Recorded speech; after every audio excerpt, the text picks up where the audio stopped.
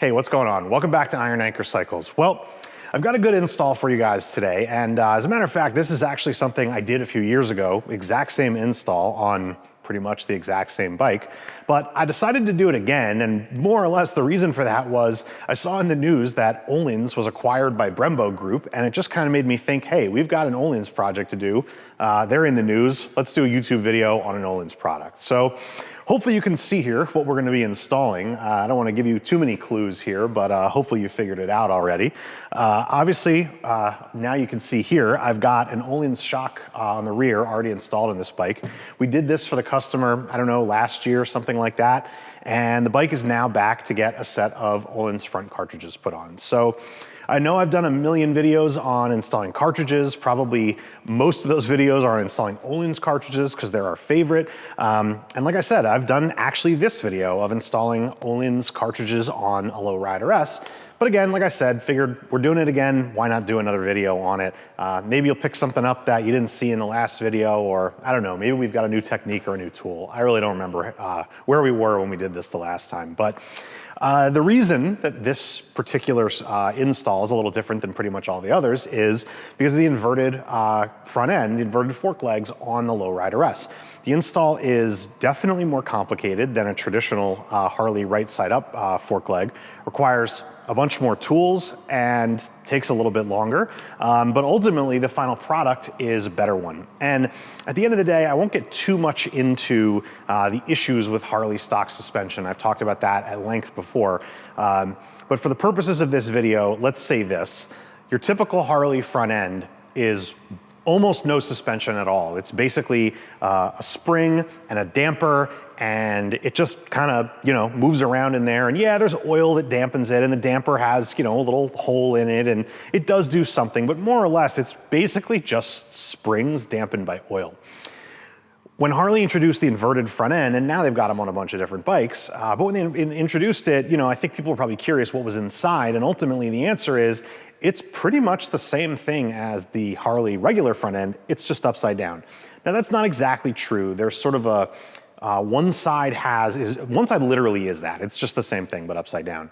The other side has a kind of cartridge setup going on, and you'll see that when we take it apart, but there's no, sport bike guts in there. There's no cartridges or emulators or anything like that. It's basically just the same kind of crappy stuff, just inside a better package. Now, why I say when you install the cartridges, you wind up with a better product is, well, that better package allows you to run a bigger cartridge. Those bigger cartridges are gonna lead to a better front end. So the Ohlins cartridges for like a regular 49mm Harley, so like a Dyna or a regular Softail or a Bagger, or 22 NIX 22 cartridges. The cartridges for the inverted forks are 30mm cartridges. So they're bigger, they're better. More fluid capacity, better performance. So like I said, I probably even talked longer than I wanted to about the whys of doing this. I really just want to get into installing these things. So like I said, I've obviously already got the fork legs taken off the bike, and I've got them over at the workbench. Haven't done any disassembly on them yet, so that's where we're going to get started. So if you want to see some cartridges get installed today, stick around and we'll get going on it. All right, so we're over at the suspension bench here and we're ready to go. Now, what I was gonna say is the first step to doing this is to start disassembling your fork legs, but actually the first step is read the manual. I know a lot of people think, manuals are for suckers, and if you know what you're doing, you shouldn't need it. I couldn't agree less. These things are technical. There's a procedural order. If you screw up, you're gonna wind up going back. You can ruin parts. And also, particularly in the case of these, there is a pretty long list of specialty tools that you're gonna need to do this. I don't know where it is. I know it's in here somewhere. Yeah, here we go, on the first page. Whole long list of stuff. You really don't wanna get halfway, disassembled on these and realize you don't have what you need to do the job. So read this. Hopefully we'll give you some of the information here, but this is not an end-all be-all. Read your directions for everything you do. That's my PSA for today. Anyway, the second step in getting started on this is to start with disassembly. The instructions from Ohlins have you start with the left leg, so that's where we're gonna start. All right. So here's our left leg. I haven't done anything with it yet. First step is gonna be to remove the cap. Now, this is the side that has that sort of cartridge setup I mentioned in here, which you'll be able to see. So there is no spring pressure on the top cap, so we can just unscrew it.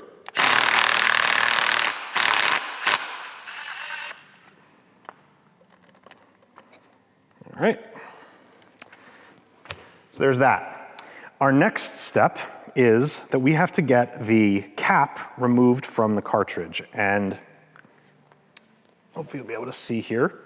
The cap is threaded on to the damper rod, and there is a lock nut, or just a nut, but it acts as a lock nut, that retains it and holds it in there.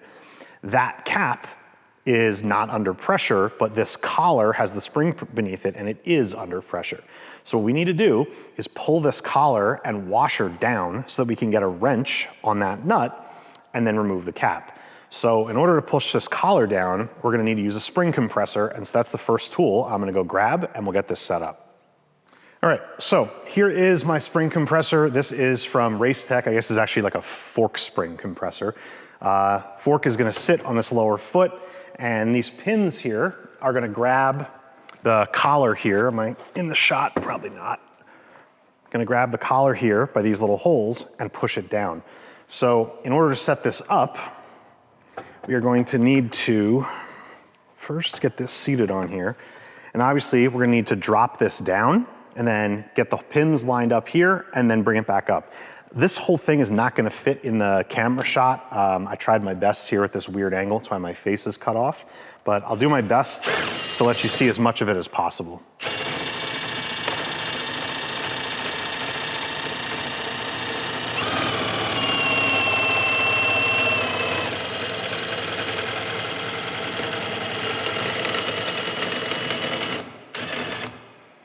All right, so just get this turned around a little. Okay. So I've got the holes lined up. I'm gonna get this pin in here, and now I'm gonna start to bring this up. And so what's gonna happen now, obviously, is since I'm bringing this foot back up, and sorry you can't see that part, but hopefully the top is more important. I'll even zoom in a little bit here. Okay, so these pins are now holding the collar. The foot of the compressor is gonna raise the bottom of the shock up, which is gonna compress the spring and this pin and this collar up into these pins, and it's gonna allow us to get some access up here. So I'm gonna keep doing this, and this gets under tension. It's a little sketchy, to be honest with you, these teeny little pins. I wish it was a little bit more secure than it is, but it is what it is. Okay, so now you can see we've got a little bit of play here. I'm gonna go a little bit more. All right, now I've got plenty of room.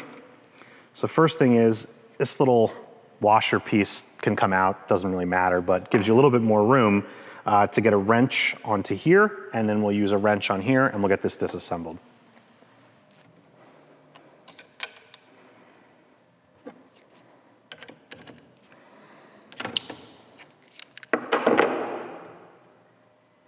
All right, so with that broken loose, I'm gonna spin the lock nut down, and then I'm gonna unscrew the cap from the damper rod.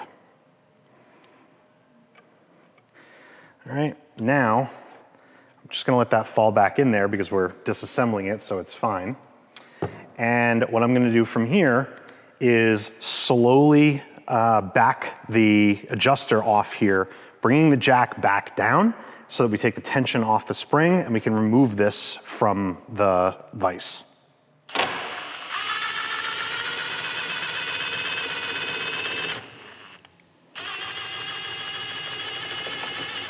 All right, so there we can see it's free. You can unscrew our adjuster here, and we can take this whole thing up out of here.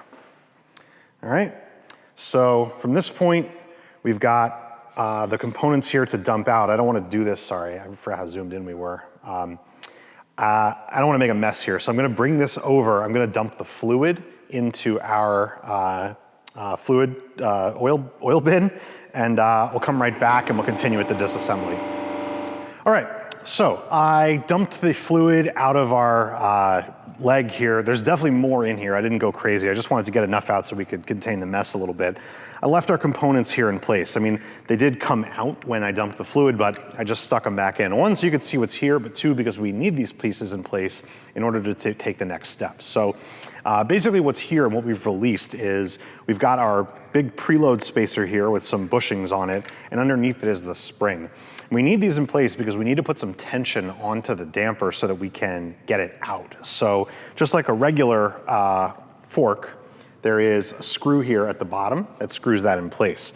And the easiest way to get this out, because if you just start spinning it, more than likely the cartridge or whatever is gonna start spinning inside. But if you can put some pressure on it from this side, you can help to hold it in place. And definitely using an impact makes this a whole lot easier than trying to do it with just a regular ratchet, which, to be honest, I don't even know if it's possible to do it that way. So what I'm gonna do here is just make a little room. Put this rag down, and I'm just gonna press into the wall. Sorry, you can't really see what I'm doing here. I'm gonna press this into the wall to put pressure on it, and at the same time, I'm gonna turn on this screw here. All right, got it? That was a very easy one. Now, there's probably gonna be more oil that comes out of here, but I just wanna make sure we got that screw all the way out.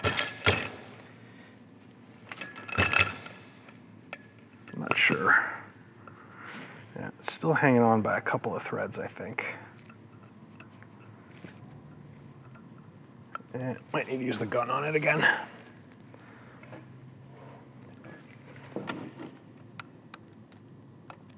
There we go. All right, so we got our little bolt from the bottom, screw, whatever you want to call it. We got that out.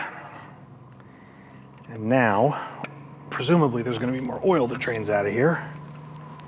Looks like I got a lot of it, just a couple little drips.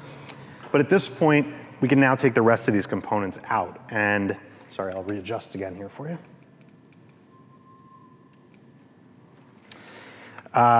I really, like I said, don't want to make a huge mess here. So what I'm going to do is I'm going to go dump this out over at my little dirty oil station. I'll wipe everything off a little bit so it doesn't make a huge mess. I'll bring it all back here so you can see this stuff kind of as it is as it comes out. All right, back from getting everything removed and wiped down, we can show you what we've got. So now the fork leg is pretty much stripped down to just the two pieces, the slider and the fork tube. So nothing else in here. We've still got some oil and junk. I'm gonna clean this out before we do reassembly. But first wanted to kind of show you what we had here. So kind of in order of the way it's in here is, this is the, I guess you could say, quote unquote, cartridge that we just removed. So it's got the threaded holes in the bottom here that the bolt went into. It's got a little cup here on the bottom, similar to the oil cup on a regular, damper rod of a regular Harley front end. And then we've got this, generously, I suppose you could call this a cartridge. I mean, it's kind of just a sealed damper, if that makes sense. So this whole thing fills up with oil, and the oil dampens this rod. The rod is then under tension with the spring, so dampens the movement. So it's more or less how it works, forcing oil in and out of these holes here to create that dampening. So we've got that. Over top of that lives the spring. And then you've got, oops, don't throw stuff. And then you've got the big spacer tube that sits on top of it, and all this sits in the fork. So just wanted to show you all that stuff. None of this stuff is going back in, so I'm gonna go throw this in the takeoffs box. I'm gonna get our fork leg clean, and we're ready to start installing the new cartridge. All right, so from here on the left side, it's very similar to the standard Ohlins cartridge install on any other fork leg. So first thing we're gonna do is get the cartridge as it comes disassembled. So that means unscrewing the cap from the damper and removing a couple of pieces here. If we've got this collar, and we've got the preload tube. And now what we're left with is the cartridge itself. Now, this should look different than your typical NICS 22 cartridge because it's bigger. Functions very similar, and the install is similar as well. So the first thing that we're gonna do is get the cartridge itself installed into the fork leg. So that's what I'm gonna do right now. I'm just gonna get set up for that.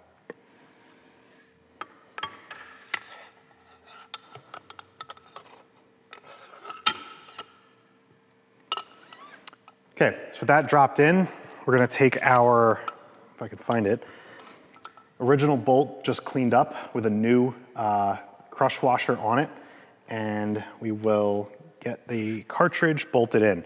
Now, usually you can do it this way without, putting spring tension on this to hold it. Sometimes you need to kind of stick a spring in there to make it hold it for you, but most of the time it'll just kind of go in. So let's see what we got here.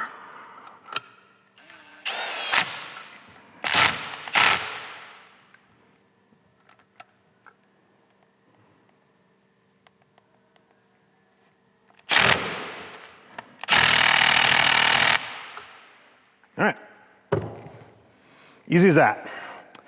So now we've got our cartridge installed into the leg, and we can get going and start to get some fluid in here. All right, so we're gonna start off by pouring about a half a liter of fluid down into the tube.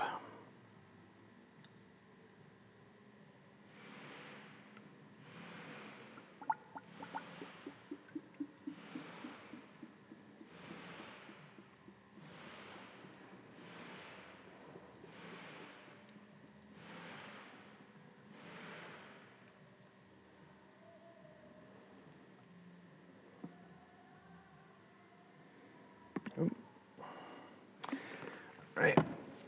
So I'm going to start by running the damper up and down to start the bleeding process.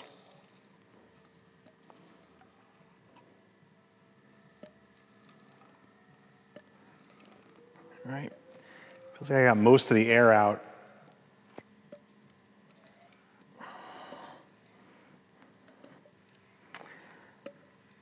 Let's check our level. That looks pretty good.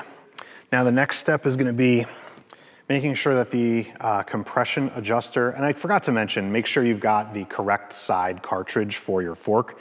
It's less difficult to mess this up on these because the right side and left side are different and they won't fit into the incorrect forks, but nevertheless, make sure you got the right one. So compression for the left side.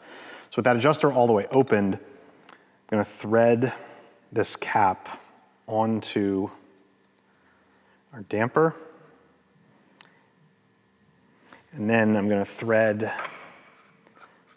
the cap onto the outer tube.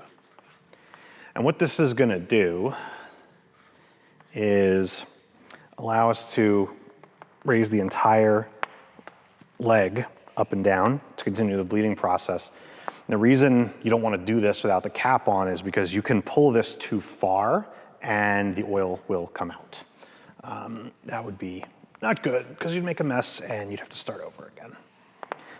So we're going to do this at least 10 times, at least being the key word. If you can still feel any air or hear any bubbles or anything like that, you want to keep going. So I usually do it at least 15 or 20 just to be safe, but in any event, at least 10 times. All right.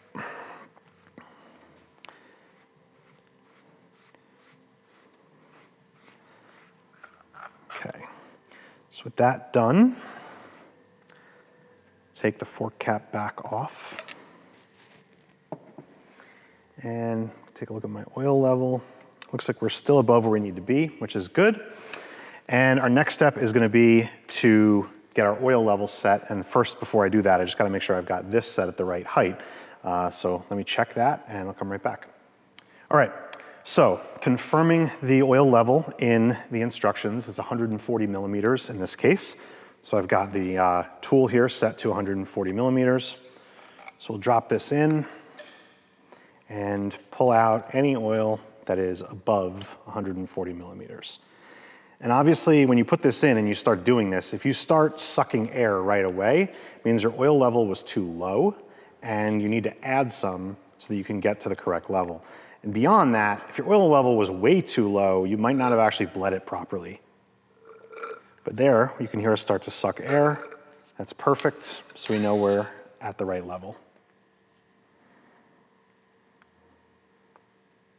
Okay, so with our oil level set, we can start to install the rest of the components. So we've got a few things to go in here. First to go in is our preload spacer. Next is going to be our spring, and we're going to do that with the part number facing up. And actually, I missed a step, but I can still do it. You're going to want to put the pull-up tool on before you put the spring in because it's a little hard to grab it this way, but I can still do it. Just got it by a couple of threads. Okay. So this pull-up tool, if you notice, is different than the one used on the other cartridges. It's larger. So you're going to need this tool. So with the spring in place, the next piece is going to be the collar here. And then what we need to do is put the hold-up tool in place so we can get the fork cap on. Now, this is different than the others, and you don't use that big flat tool that the other cartridges use. In this case, we need to line this up with the flats on the nut here, and we're going to slide a wrench over the whole thing in order to get it held in place. And I'm sorry, it's going to be difficult to see it on the camera, but it's a little difficult to do kind of one-handed this way. Yeah, didn't get it.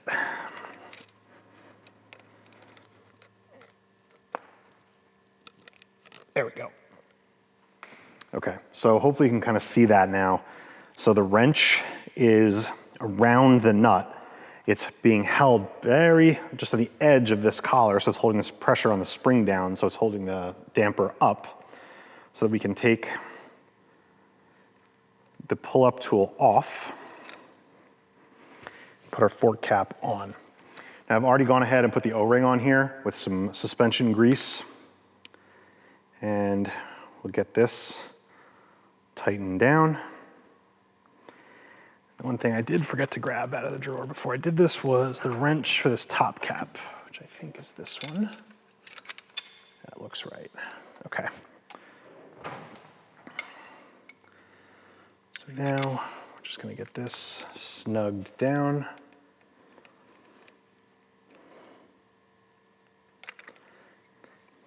And with that on, we can pull the wrench out. And we definitely just want to make sure here that this collar is sitting flat and not cockeyed in the bottom of the cap. So it looks good. We do want grease on the threads as well as the O-ring, but we can wipe it off the rest of this stuff here. All right, so that looks good to me. So this side is more or less done. So all I've got to do now is slide this up and put it on.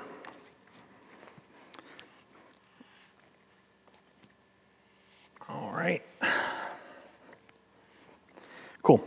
So the very last step here, and I'm not going to show it to you just because you don't really need to see it, is I'm going to grab this with the wrench again to tighten this cap down onto the leg. But just to make sure I actually get a good snug fit on it, I'm going to grab this in the suspension vise, and then I'm just going to tighten it down. So let me do that, and then we will come back and get started on the other leg. All right, with the left side done, it's time to start on the right side. And no question, the left side is the easy side. We save the more difficult one for last. There are two steps, one in particular here that can definitely trip people up. The second being the one that I think really is the one that'll screw people up more. But you've got two kind of pain steps here. So let's just jump right into it. First thing we're gonna do is remove the cap. And again, no spring pressure under this one, so we can just go ahead, loosen it up, and slide it up.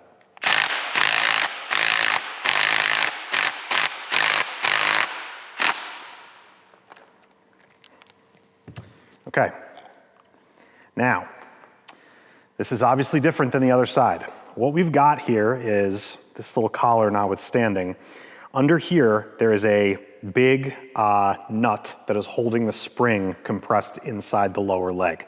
This nut can be a challenge to get off if you don't have the right tool to do it. And even if you make something to take this off, I mean, you see here, it's got four, you can't see it, sorry. Let me pick it up so you can see it. It's got 4 little grooves in it that look like, you know, a spanner could go on there. The problem is that if you use or make a tool to just take this out, or God forbid, try to knock it with like a punch and whatever, this thing is gonna fly out, and best case scenario, put a hole in your ceiling, worst case scenario, put a hole in your face. So there is a much better way to do it, and we're gonna show you what that is. Before we do that, just have to get our fork cap removed, and I think I put the wrench I needed away to do this. It's the same as the other side. We're just gonna grab a wrench, loosen the jam nut here, and then spin the fork tube off, or spin the fork cap off. Let me go grab that wrench again, and we'll get it done. Okay, wrench to hold the nut, and ratchet and socket to hold the cap. And we just loosen that nut up. And we can remove the fork cap.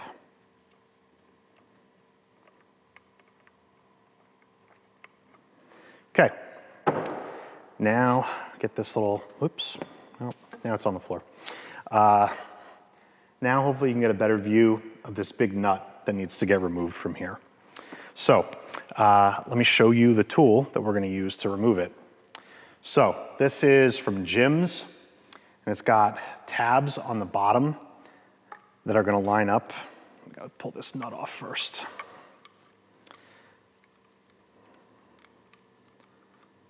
That are gonna line up in there, and we're gonna turn this just like a big socket to loosen that. The key here is we're gonna put a nut back on the top here, and this is gonna not allow this to come flying off. Even if you had this all the way loosened up, it's only gonna go that far. That's a huge, really important piece that you wanna make sure you absolutely do this the right way, and don't try and, I don't know, figure out another solution, because this can be real dangerous. A lot of tension on this particular spring. All right, so I'm gonna grab this in the vise so that it's easier for us to work on, and we will get going on it. Okay, so one thing that can be a challenge, and this is extremely important for actually the next step in addition to this one, you could find another way to hold this to do this step, but for the next one, you're really gonna need to be able to secure the foot in the vise. And there's really not a good way to grab this. It's one of the challenges I had with this in the very beginning, figuring out a way to put it in the vise and not mess it up. Even with soft aluminum jaws in the vise, you will still damage the finish on here because there's nothing flat to grab onto. So what I've found has been the best solution for me so far is to mount it using the caliper mount. If you look on this side, obviously you can clamp on this side. These are machined surfaces with no, powder coating on them. But this side, the holes are recessed, sort of counterbored, if you will. So I've got a couple of aluminum spacers that fit right in here and will allow us to clamp on the machined surfaces and not on the powder-coated uneven surfaces. So with those spacers in there, it's a little tricky to get it in here, but just got to get it lined up. And whoop. Would appear I forgot a step, which is to pour the fork oil out. So I've got about, I don't know, several ounces of it on my floor right now. But let me go and dump the rest of this out, and then we will get it set up in the vise. All right, take 2 on that. Let's try and do this again without pouring oil all over the floor. So put my little spacers in here.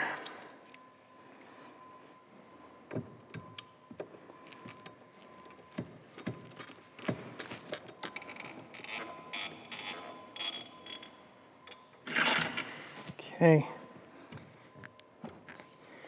And this is still not a foolproof method of doing this. You can still get this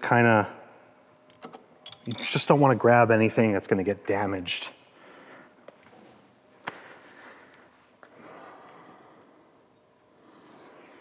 Okay, So I think that's held nice and tight. We're not gonna scratch anything or mar anything. There's definitely still oil dripping out of here. Sorry, let me change the camera angle. Okay, there's definitely still gonna be some oil dripping out of here, so I'll just throw a rag on the floor to kind of catch those little drips. But now we can get our tool set up in here, and obviously the outer tube is still able to spin. If you were to clamp it by this isn't gonna be held. This nut goes into the inner tube, which is fixed to the foot. So you hold the foot, and then you're holding against that, and you can turn it. So let's get our tool set up, and we'll get this removed. All right, so first step is gonna be to slide the castle nut socket on here. Then we're gonna take a washer that's included with the tool and nut. This is the nut that comes with the tool, but it's the same nut as the other one, so you could use whatever you want. We're just gonna put this on until it bottoms out. Okay, socket, impact gun. This will slide over all of this, go right on here. This is actually probably better anyway, so that we can put some pressure on here as we do it. So let's see, hopefully we'll get this thing turning and I won't have to go to the bigger gun. There we go, that was easy.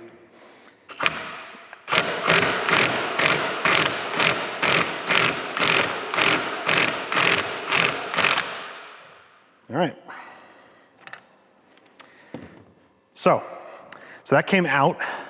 There's two springs in here, right? This is, again, just like I mentioned, it's like a Harley regular front end, but just upside down. So the spring tension that was under the castle nut initially, what we just undid was the main fork spring. But then you can also see you've got this top out spring that is now still in here. And this is another piece that would cause this to come flying off. This is the piece you really have to worry about. I mean, sure, if you weren't behind this, I mean, this thing could definitely take off, but it's this spring that you really gotta be concerned about, that maybe you didn't know was in there in addition to the big one. So now that we've got this here, we can hold the tool here, the 7/8 wrench, and slowly unscrew this to relieve the tension off this spring. So let's give that a shot. All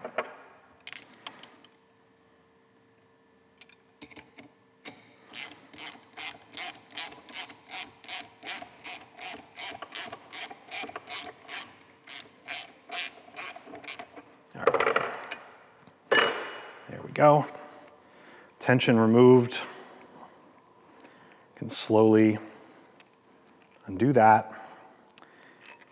Slide these pieces out of the way. That was our tool there. And now what we're left with is the castle nut. And here you can get a better view of it.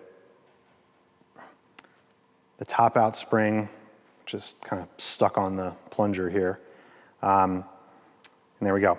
So these pieces are not going to be reused, but at this point we can go ahead and get the rest of the components out, and this should be fairly straightforward to get the components out. And then when we go to separating the fork leg, that's where things get a little bit more complicated. So let me pull all this other stuff out, dump out the rest of the fluid, and we'll come right back with the next step. Okay.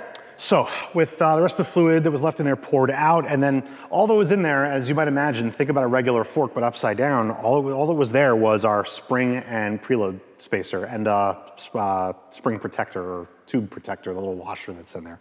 So that's it.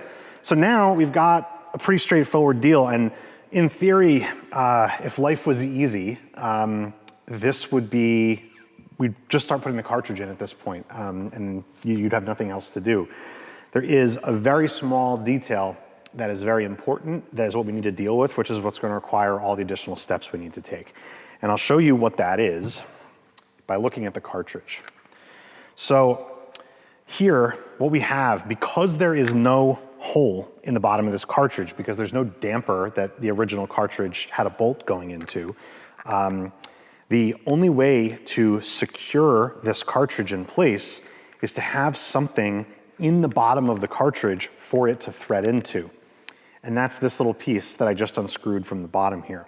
So this piece needs to be installed down in the bottom of the foot underneath the fork tube so that this can grab these threads and then suck down into this and bolt this in place.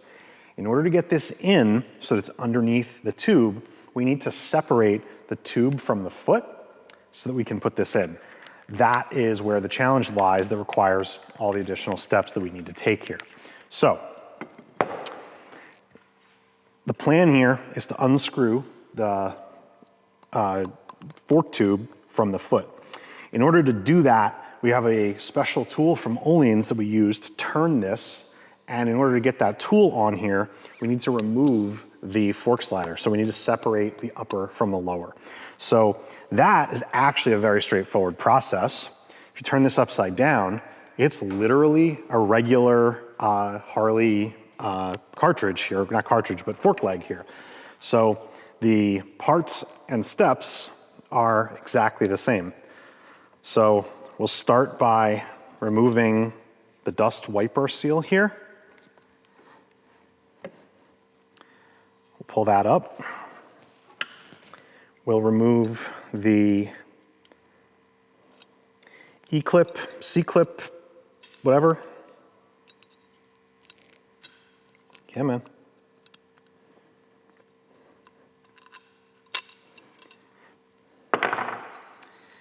And then, using the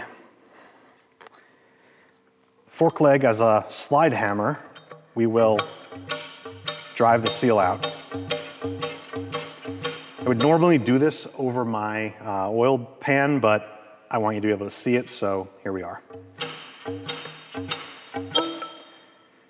Boom. Okay? Slider and fork leg separated. So obviously we got some oil dripping here. I'm gonna wipe all this stuff off, and then we'll continue with our next step, which is gonna be getting this part set up so we can remove the fork leg from the foot. So with the leg wiped down a little bit so that we can have a little bit less of a mess while we're working here, you can kind of see the pieces that are here, and this should all look very familiar if you're used to a regular Harley fork leg. So we've got two bushings, we've got a seal protector that goes between the larger diameter bushing and your fork seal. We've got that retaining clip and then the dust seal. So we're gonna get all these components removed from the fork so that we can get the removal tool installed.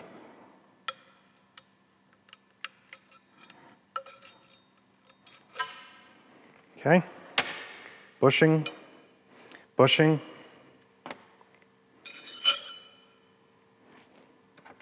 seal protector, seal.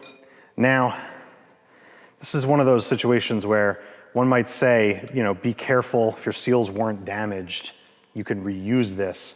I would advise against that. These seals are very easy to damage, and as long as you've got it taken apart, I would always take the opportunity to put a new seal on when you're taking this apart. So that's what we're gonna do. And, okay.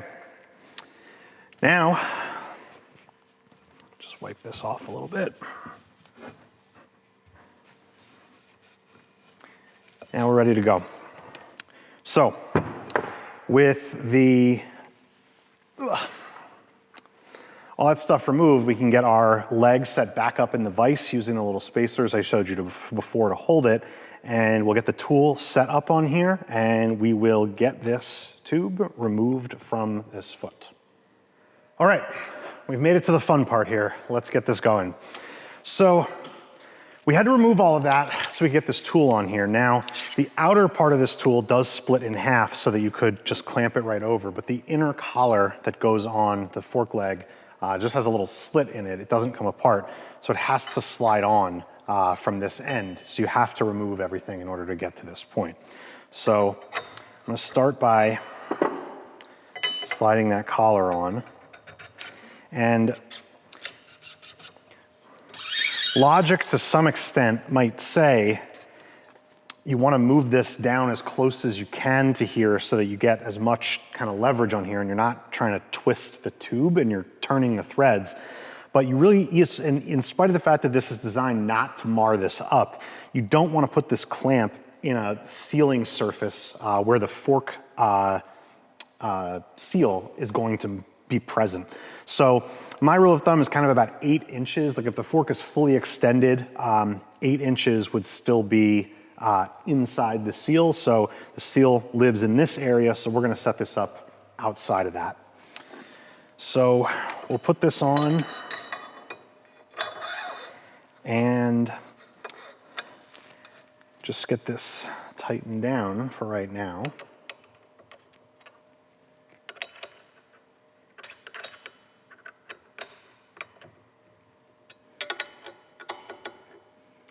Okay.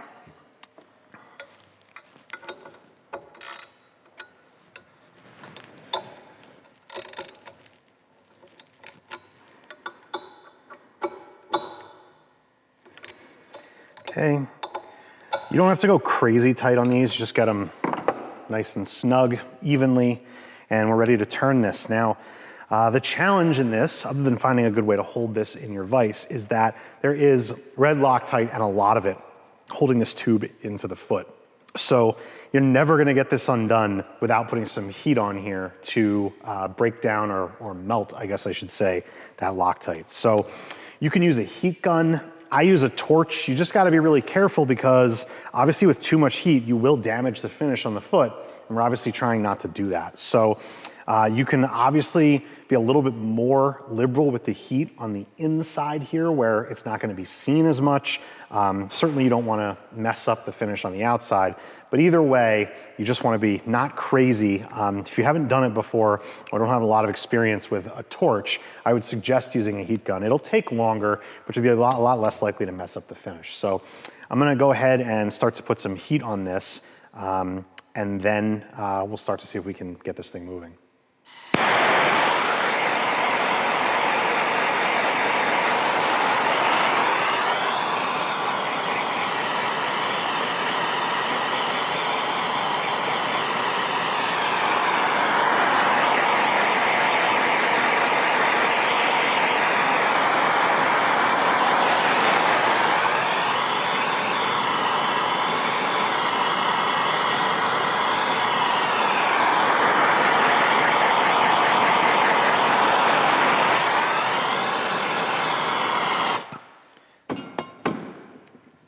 Let's try that for starters.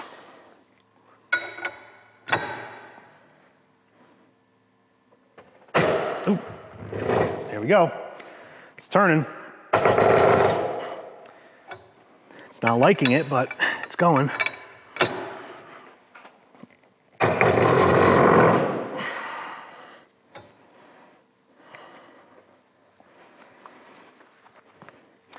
Now, in the initial stages of this, it is, like I said, it's hard to turn. You may need to, see, like I can't get it from over here. You might need to unclamp this and move it around before you can put a smaller ratchet on when it'll be easier to turn it. So I'm gonna put this up here.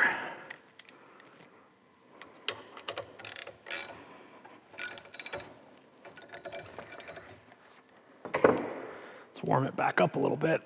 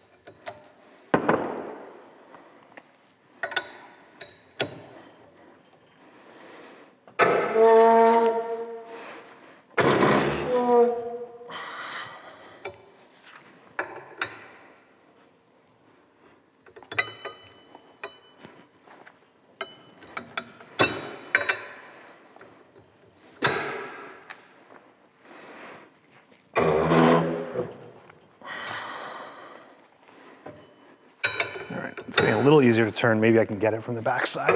Yep, there we go. We're getting there.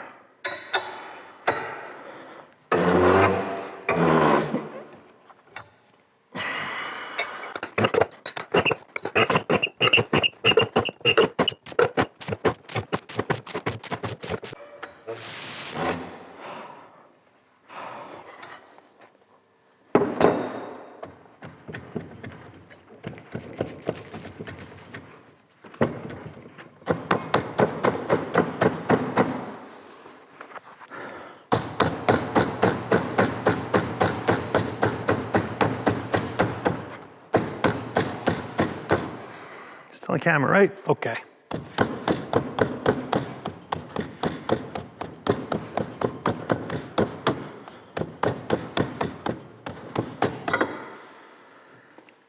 All right, there it is.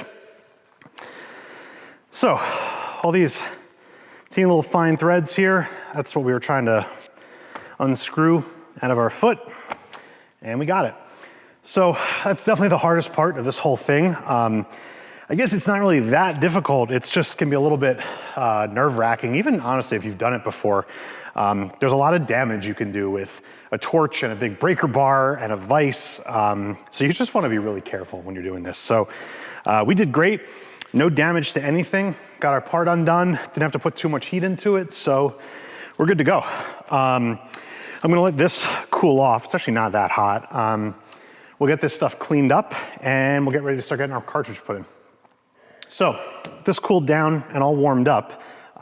Basically, we can get to the meat of all this, what we just did, which was down in the bottom of here, and sorry, I already took this out so I could clean in here, is you've got an O-ring that's in there, just sort of sits in a little groove, and a little washer. And the whole reason we're here is so we can take this O-ring out, take this washer out, don't need that anymore, take this washer-looking guy that's got threads in the bottom of it that came off the bottom of the cartridge, put this in its place, put the O-ring back in, and we're gonna put it all back together again. So that whole operation of removing the foot, removing all that stuff was just to do that one little piece. So I'm gonna reuse the O-ring that was in here, no damage or anything like that, just put some grease on it. So I'm just gonna pop it down in here.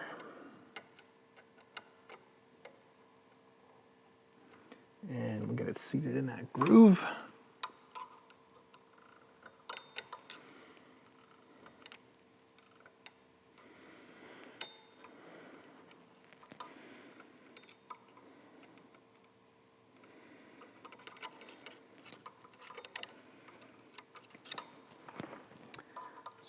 Spot. There we go. Okay. O-rings in our groove. Our little nut, whatever you want to call it, is down in there. And that's it. Ready to start reinstalling all of this. So installation reverse of the removal, if you like that expression.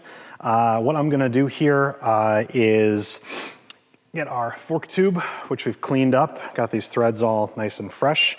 We're gonna put some red Loctite on here, and we're gonna use this same tool to turn this back in here, and we're gonna tighten it to, I believe the torque spec is, 130 Newton meters. So that's the only spec for that.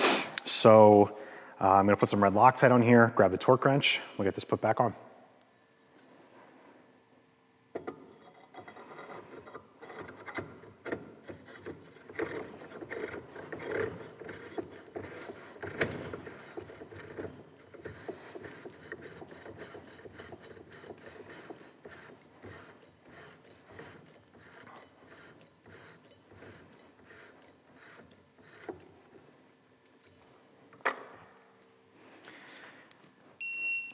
All right, so for those of you who are curious, 130 Newton meters is about 96 foot-pounds. So it's a lot, but it's not a crazy a lot.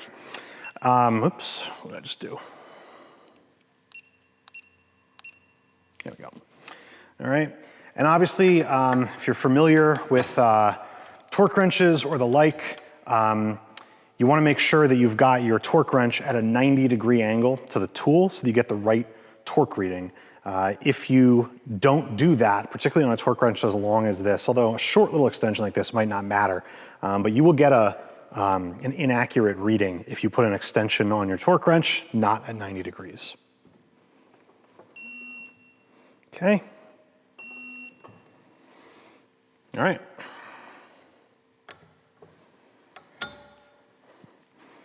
There we go.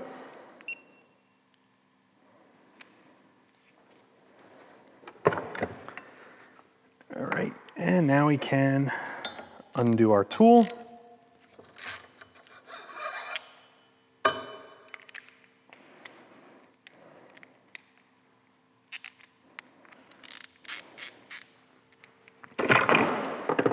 Slide off our inner collar.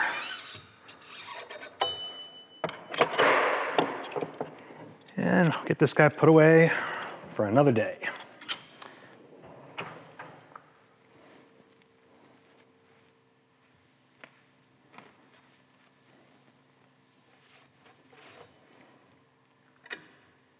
All right, I was gonna take this out of the vise, but I actually might just leave it on here because it's a pretty convenient way to hold this to do the next step. So what we're gonna do from here is start to get the lower or upper, or I guess depends on your point of view. We're gonna get the other end put back on here. So I'm gonna grab a new seal and maybe new bushings. I didn't get a good look at the ones that came off. One of them looked like it should be replaced. So we'll swap those bushings out too if we need to, and we'll get this guy back together. Okay, well, it's the next day, and the reason it's the next day is because I did not follow my own advice at the beginning of this video, and I did not check to make sure that I had everything I needed before I started with this. And what I was missing was, I thought I had a seal rebuild kit for these forks on the shelves, but I didn't. And since I needed to get this done, couldn't order anything from our usual suppliers, so had to take a ride over to the Harley dealership this morning and pick up a 43mm fork rebuild kit. Now, in this case, most cases I should say, all you really need is a new seal, but we also had one of the bushings was looking a little worse for wear, so figured it'd be a good idea to replace that as well. So we've got some new parts to go on here, and this is really straightforward. Basically, we're just gonna put all those parts on in the same order that they came off in. So this being an inverted fork, obviously the order is a little different in the order that they go on, but it's the same deal. So what we have at the very top is the dust seal, and by top, I mean bottom, if that makes sense. So top in terms of the order of us putting on, but it's actually the bottom of the fork. So I'm gonna put our dust seal on first. I'm just gonna slide this all the way up out of the way. Next thing is gonna be the lock ring. The next thing after that is gonna be our seal. Now before I slide this on, I am going to do two things. One is I'm gonna lubricate it. So we got some grease here. Get that going.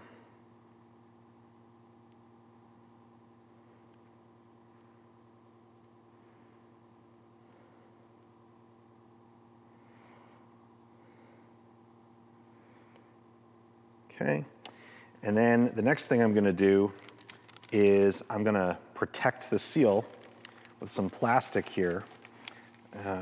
Just put this down. And we're gonna use this essentially as kind of a sled to slide the seal down into the theoretically unblemished portions of the tube. So obviously you wanna make sure we've got this going the right way. Put the top on facing that way.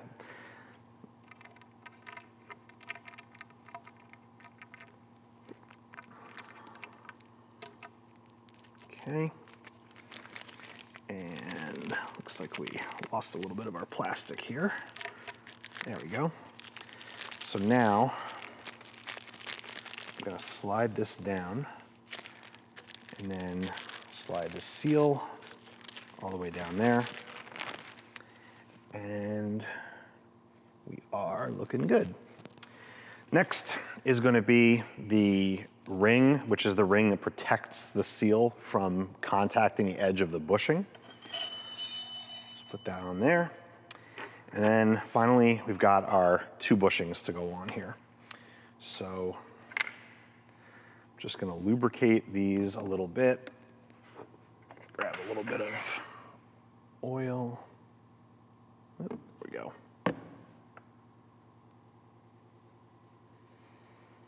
Okay. So there's our larger OD bushing, and then the smaller bushing. And I said OD, I guess I didn't really mean that. So this one is larger in terms of diameter, but smaller in terms of profile. And then this is the smaller in terms of diameter, but larger in terms of profile. So get that there and slide it on. All right, so now with our bushings, seals, and all that good stuff in place, we can start to get our outer tube reassembled onto the inner tube. So real simple, we are just gonna double check and make sure this is clean. And actually one more step in between. I did lubricate the inside of this seal, but I did not get the outside of it yet. So just gonna put a little bit on there. Just makes it easier to install. Not totally necessary though. All right. Now, take our outer and we'll start to slide this on. All right. So, I'm gonna take my seal driver, put it on here.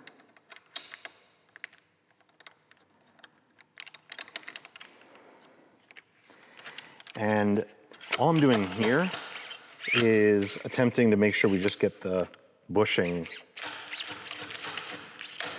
seated in there first. There we go. Hopefully you could hear that change. So a lot of times if you try to drive the seal and the bushing kind of together, it will kind of bind up. But if you can knock the bushing in first before you do the seal, you'll have an easier time getting the seal in. All right. So now that our seal is in, I'm gonna slide, now that the bushing is in, I'm gonna get the seal started. And I don't know if I'm gonna be able to do this with this still in the vise this way. Usually I would take this out and stand it up, but let's see what we can do. Yeah, that's not gonna work. No big deal. All right, so I'm gonna take this out of the vise.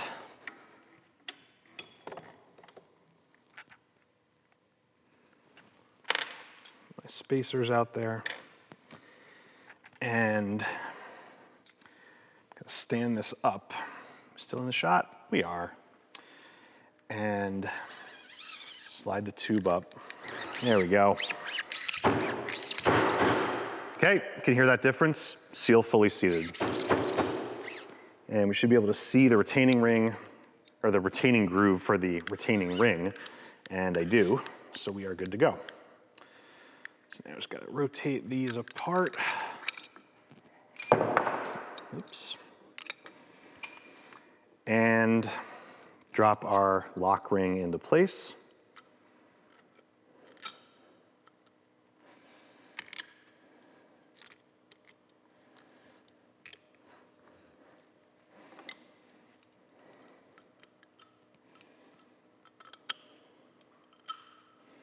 Okay, make sure that is fully seated all the way around. And then our last step here is gonna be to drop that dust cap back into place. And we're golden. So now, we've got our leg fully reassembled, and like I said a couple of times already, all of that was just so that we could get that piece into the bottom to have something to retain the cartridge with. So, got all those steps done, and we are now finally ready to start installing the cartridge itself, get the oil in, oil level set, and get this finished. So we're in the home stretch here. One benefit of this being the next day is I started working on something to make working over here a little bit easier yesterday, but I had to wait overnight for it to be done, and it's done now. So I'm gonna go get it and show you what we're doing. So a little side project detour here, and then we'll be right back to this. All right, so not sure if you've noticed these little things that have just been hanging here, not being of any use to me. These are a cool little thing from Hero, and he's out west, Red Rock Harley, I think, makes a whole bunch of 3D printed little shop aids that can help you with Harley stuff, and I've got, I think, just about everything he's made. These are designed to hold fork legs so they don't fall. I'm sure if you've ever watched me do a suspension video before, you've seen these things standing here and almost fall probably 100 times, and I just catch them and we keep going. These are designed to prevent that from happening. I have another set of them over in the oil retention area, and there's something magnetic over there, so these have magnets in the back. You just stick them onto the cabinet and you can kind of hold them. But here, obviously, I don't have a metal place to put these, and I just kind of hadn't really thought about what to do with them, and finally I decided I got to do something about that. So yesterday, I just found a piece of scrap angle iron that was lying over in another part of the shop, drilled a couple of holes in it, painted it black, and that's what I was waiting to dry overnight. And I'm just gonna screw that in right up here somewhere so that these guys can just click onto there, and I'll be able to hold fork legs with them. Now, this is a little tall, so I'm not necessarily gonna be able to hold all fork legs all the time, but at least I'll have something. And obviously when these aren't being used, you know, this metal thing isn't really in the way. So just grab a couple of screws here, put this in, and I'll be able to hold these fork legs a little bit better.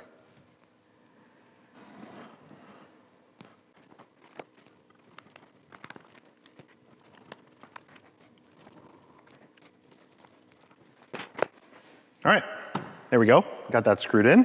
So let's see how this is gonna work. So I've got two of these.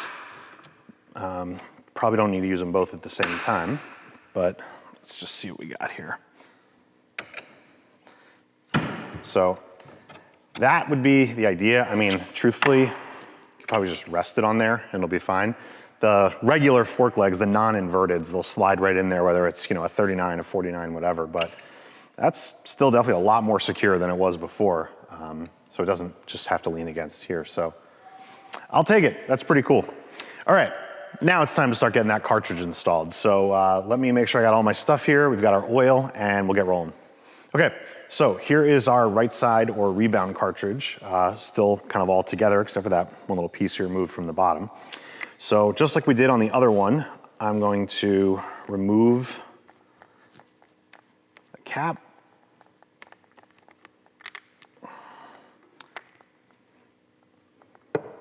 Remove the collar and remove the preload tube. And now this is ready to get inserted and tightened down in there. Now, obviously we're not screwing this in from the bottom like we normally do, so we've got, mark it down, another specialty tool. This is a very long kind of wrench that is gonna engage there so we can tighten this down, and we'll turn it from all the way up here. So this is one you could probably make yourself if you really wanted to. There's no, you know, safety issues like with the other one where you're gonna take a spring to the face if you don't retain it. This is no big deal. So in any event, I'm gonna go ahead and get this started. I am, just for shits and giggles, gonna put just a little bit of Loctite on the bottom of this. And we'll go ahead and get this started.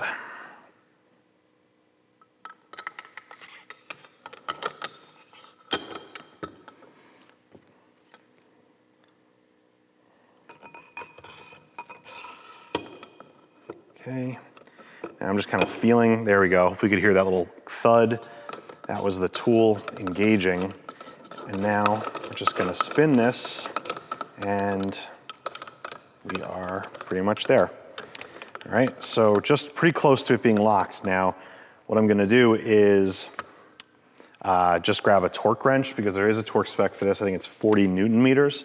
So grab a torque wrench and just snug that down to 40 Newton meters. And I should say it's more than snug, but tighten that down to 40 Newton meters. And then we can continue with our oil. So now with that secure there, be able to put the torque wrench on here, tighten this down. Okay, one more time, just to be sure. Cool.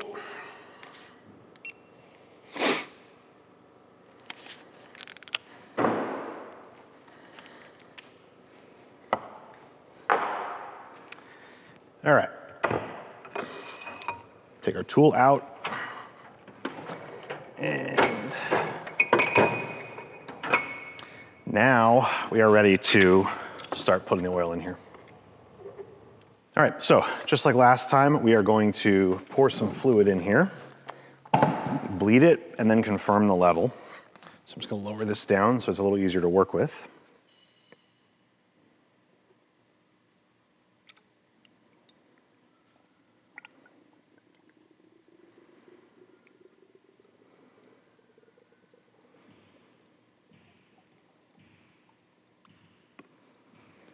Okay. Might not have been quite enough, but we will find out.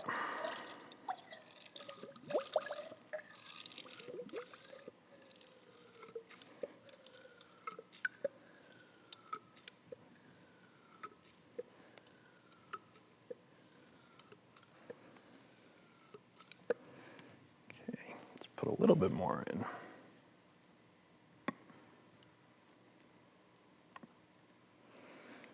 Okay. All right, and then just like the last time, we're going to attach the cap.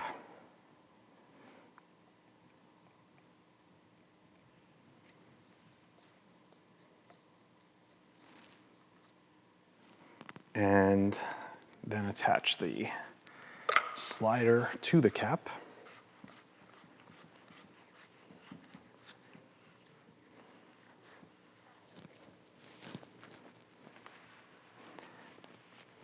And pump it again.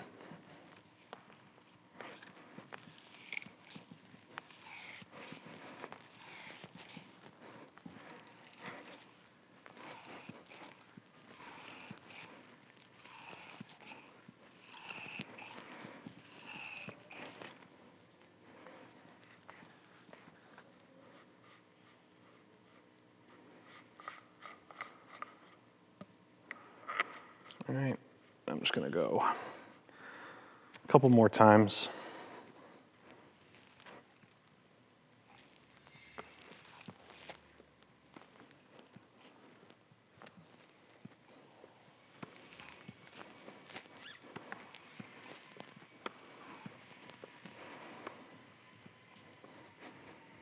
All right, feels good to me. All right, with the oil bled, or the air bled, I guess I should say, next step is to set the level. So just like we did on the last one, put our extractor tool in and start pulling out all the excess oil. All right.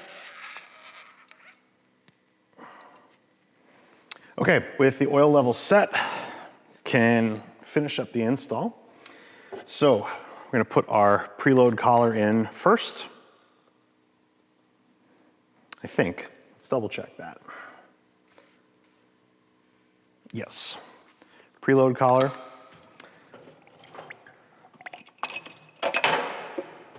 Pull up tool.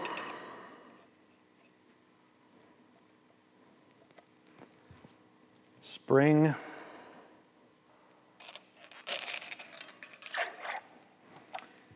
And retainer. And just like the other side, we'll use a wrench to lock this in place.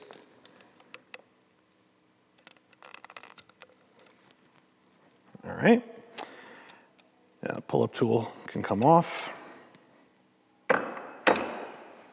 And the cap goes on.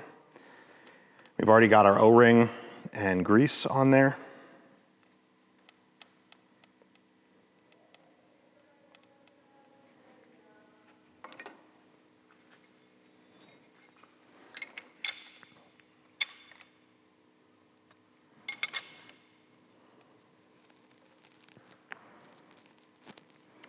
Okay.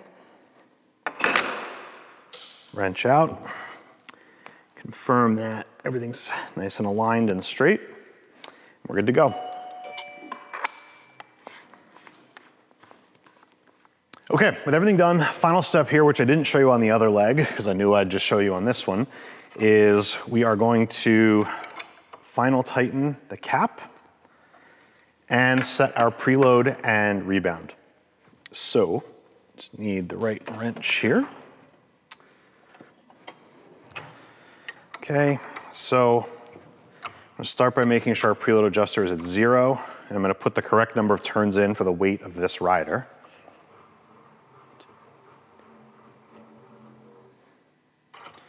Okay, and now do our preload, which is gonna be, or I'm sorry, that was the preload. Now I'm gonna do the rebound, which for these particular cartridges, we start at 12 clicks from closed is the sort of factory starting point. And obviously you can adjust that based on how the bike rides and what you like.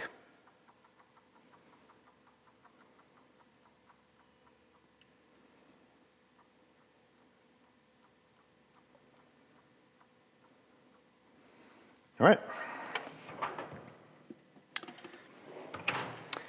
That's all she wrote. So this is done. I'm gonna give this one more wipe down along with the other one, and we'll go ahead and get these put back in the bike.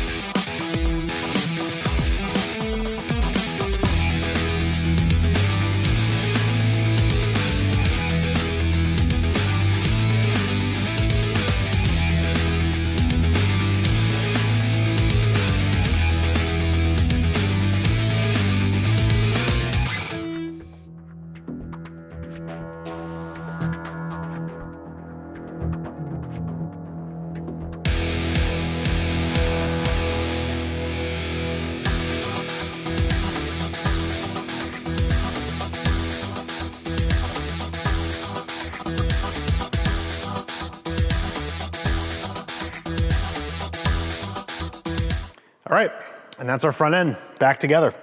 So obviously this bike, maybe you can tell by the headlight here, it's got a Memphis Shades fairing to go back on, but we've got a couple of little things to do service-wise on this bike, but that is the front end back together and cartridges installed. So hopefully you found some maybe useful tips or tricks or whatever, or maybe decided makes you wanna get a set of these yourself. But in any event, hope you found it helpful. And that's gonna do it, and we'll see you on the next one. Thanks for watching.